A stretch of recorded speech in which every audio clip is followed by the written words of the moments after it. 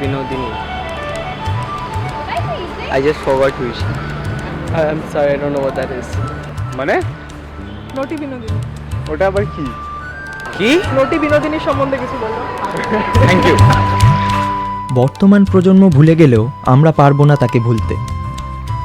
কলকাতার কর্নওয়ালি স্ট্রিটের অত্যন্ত দরিদ্র পরিবার থেকে উঠে আসা বাংলা রঙ্গালয়ের আকাশের চাঁদ বিনোদিনী দাসী জন্ম নেয় 1863 সালে। 5 বছর বয়সে তার বিবাহ হলেও বেশি দিন টিকল না এই বিবাহ। তৎকালীন গায়িকা গঙ্গাবাই মাঝে মাঝেই বিনোদিনীর বাড়িতে আসতেন। 7 বছর বয়সে বিনোদিনীর মায়ের অনুরোধে তাকে গান শেখাতে রাজিও হন গঙ্গাবাই। তিনি প্রথমে বিনোদিনীর প্রতিভা উপলব্ধি করেন, কিন্তু তিনি এও বুঝেছিলেন যে বিনোদিনীর আর্থিক সংকটের কারণে তার এই প্রতিভা অকালে ঝরে যাবে।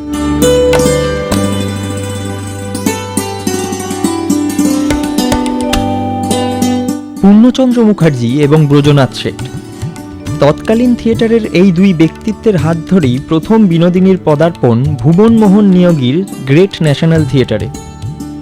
1874 সালে প্রথমবার তাকে মঞ্চে দেখা যায় দ্রৌপদীর সহচরী রূপে শত্রুর সমাহার নাটকে।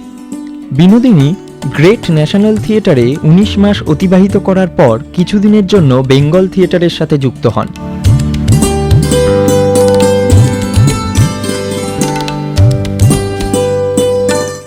এই সময় নাট্যাচার্য গিরিশচন্দ্র ঘোষের প্রত্যক্ষ অভিভাবকত্বে ক্রমে প্রথম শ্রেণীর অভিনেত্রী হিসাবে খ্যাতির শীর্ষে পৌঁছে যান। চৈতন্য, নিমাই, প্রহ্লাদের পুরুষের চরিত্র অভিনয় করে সবাইকে মুগ্ধ করে দিয়েছিলেন। রামকৃষ্ণদেব তাকে চৈতন্য হোক বলে আশীর্বাদ করেছিলেন। তার চৈতন্য লীলার অভিনয় দেখে বিবেকানন্দ, বঙ্কিমচন্দ্র প্রমুখ দেশ বিদেশের খ্যাতিবান দর্শকেরও তিনি প্রশংসা অর্জন করেন তার অভিনয়ের দ্বারা।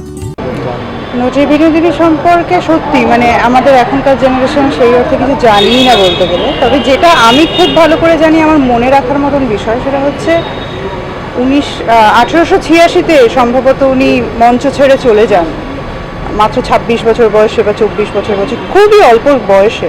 তার ঠিক 100 বছর পরে আমি জন্মগ্রহণ করি, এবং সেই সময় মানে 1986-তে আমি জন্মগ্রহণ করি। সেই সময় আমার ইতিহাসটা পড়তে গিয়ে মনে হয় যে সত্যি মানে উনি বোধহয় শুরুটা করে গিয়েছিলেন এবং একটা সময় উনি ছেড়ে চলে যাচ্ছেন।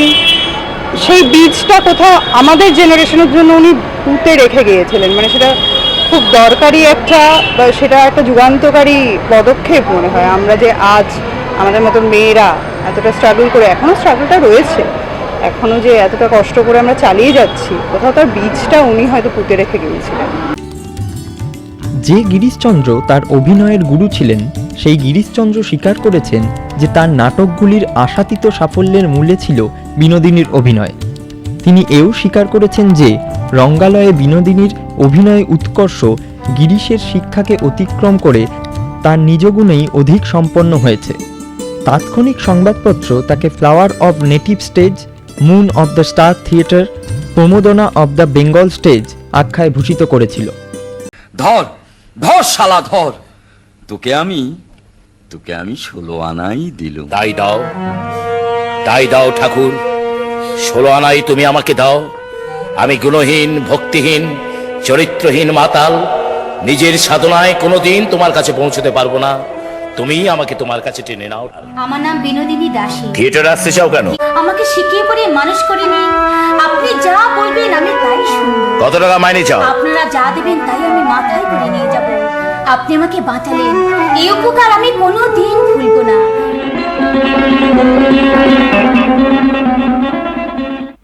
পাবলিক থিয়েটারের প্রতিষ্ঠা ও প্রসারে তার আত্মনিয়োগ ও আত্মত্যাগ রঙ্গালয়ের ইতিহাসে স্মরণীয় অধ্যায় রচনা করেছেন বিনোদিনী।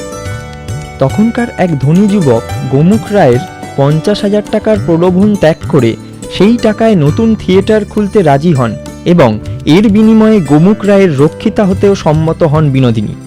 পরে তার থিয়েটার গড়ে উঠল রায়ের অর্থে, কিন্তু বিনোদিনীর নাম তাতে থাকল না। সে যুগের সমাজ মানসিকতার একজন বরাঙ্গনা অভিনেত্রীর নামে একটি পাবলিক স্টেজের নামকরণ করার সাহস হয়তো তাদের ছিল না, কিন্তু বিনোদিনীকে ছলনা করে স্বার্থত্যাগ করিয়ে প্রলোভন দেখিয়ে যে থিয়েটার তারা নির্মাণ করে নিয়েছিলেন, সেই বঞ্চনার ইতিহাস ভোলবার নয়। বলছি কথাটা আমার যারা অনেক বন্ধু বান্ধব দেখেছি যারা থিয়েটার করে না, তারা জানেই না, মানে ইনফ্যাক্ট হয়তো নটি বিনোদিনী কি জিজ্ঞাসাও করে, মানে এটা দেখেছি ও ফেস করেছি যে কি মানে এটা কি, মানে এটা কি হয়, গোছের প্রশ্ন শুনেছি।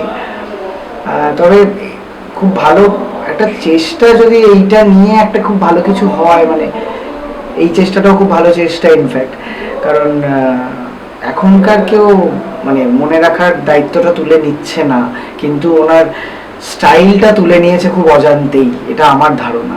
থিয়েটারের কিছু কাছের মানুষের বিশ্বাসঘাতকতার চক্রান্তে বিনোদিনী রঙ্গমঞ্চ ত্যাগ করেন। তখন মোটে 23 বছর বয়স তার। তারপর দীর্ঘদিন বেঁচে থাকলেও মঞ্চে আর দেখা যায়নি তাকে। তারপর তিনি আমার কথা গদ্যে নিজের জীবন কাহিনী বলেছেন, যেটি প্রকাশ পেয়েছিল রূপ ও রঙ্গ নামক একটি মাসিক পত্রিকায়। না, নটি বিনোদিনী তো আর হবেন না, আর সম্ভবও নয় আমাদের, আমরা এত ছোট্ট মানুষজন, তাকে নিয়ে বলার কোনো ক্ষমতাই আমাদের এখনো তৈরি হয়নি।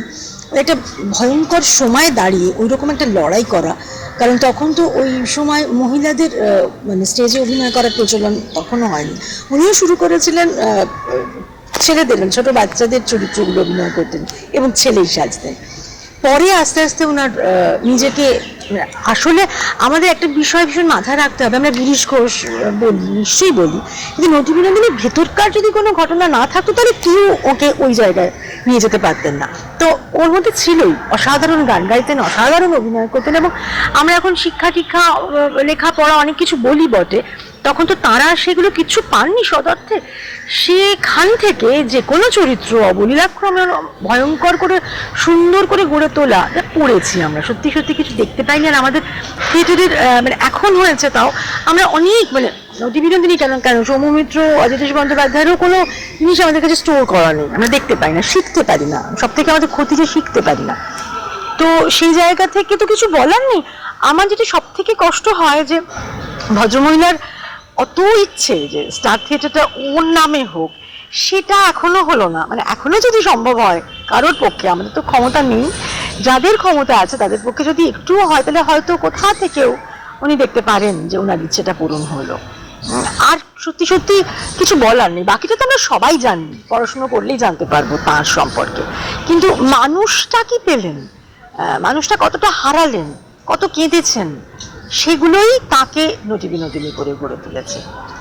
বিনোদিনীর রঙ্গালয় ত্যাগের কারণে বাংলা থিয়েটার বঞ্চিত হয়েছে এক অসামান্য অভিনেত্রীর উপস্থিতি, সাহায্য, প্রতিভা থেকে। ক্রমে ইতিহাসের ভারী পাতায় চাপা পড়ে যাচ্ছে বিনোদিনী।